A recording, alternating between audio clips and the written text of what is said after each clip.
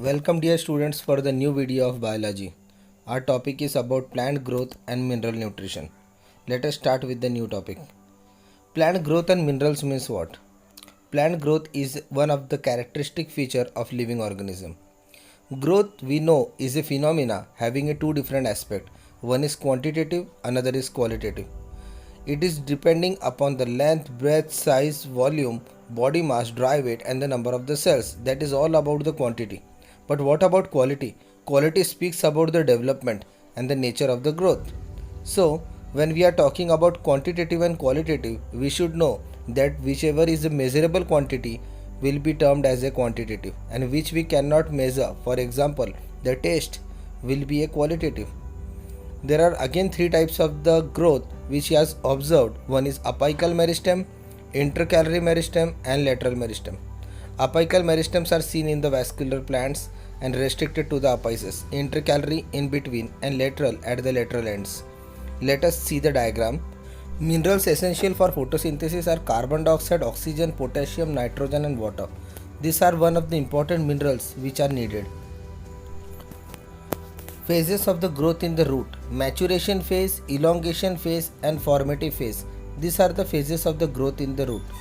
Let's see, in multicellular vascular plants, growth is indeterminate and occurs throughout the life indefinitely.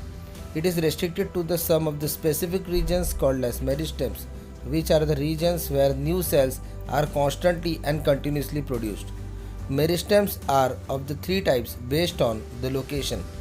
First is the apical, second is the intercalary and third is the lateral. We know that apicals are present at the apex, intercalary in between and the lateral meristems are present at the end, that is on the lateral sides. So we can say that water is an essential component of protoplasm and maintains the turgidity of the cell. It acts as an aqueous medium for the biochemical reactions.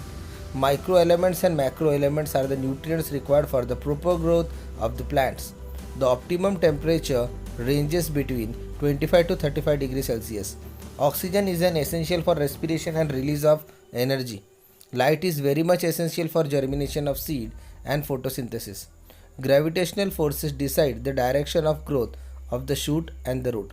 So, we come to a conclusion that microelements which are needed in small quantity and macro which are needed in large amount.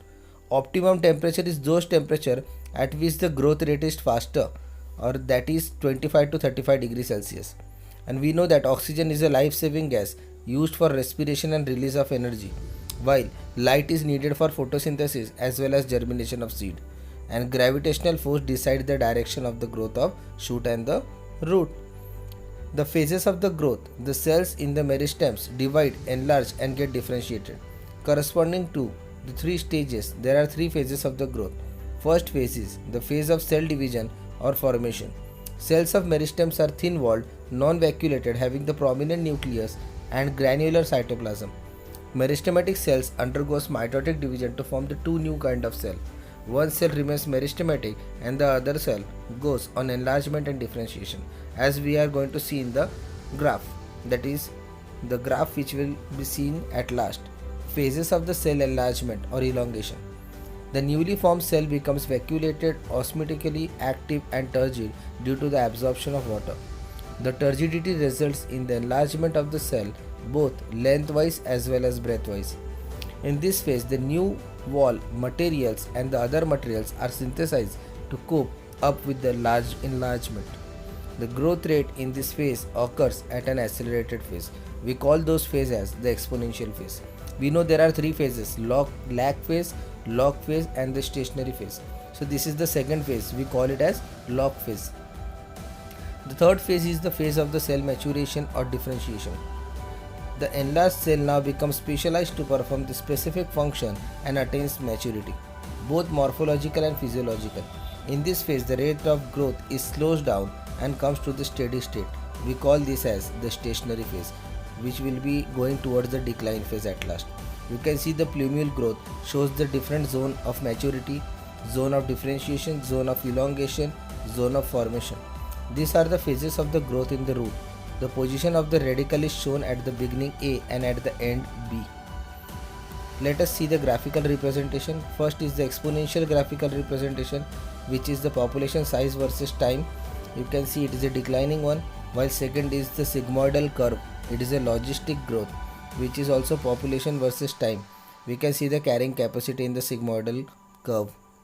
Now let us see about the growth rate. The increased growth per unit time is called as growth rate. The growth rate can be arithmetically or geometrical. Arithmetical, only one daughter cell continues to divide and another daughter cell differentiates and mature, like elongation of root. While in geometric, the initial growth slows down followed by the rapid increase in the growth, that is cells and tissues. Let us see the differentiation. Growth rate. Growth rates can be defined as the increase of growth per unit time. Growth can be expressed mathematically into two types, arithmetic growth and geometric growth. As we have seen the definition, this is a diagrammatic representation which shows arithmetic increase by a number while geometric growth increase by multiples of time. Thank you for watching the video.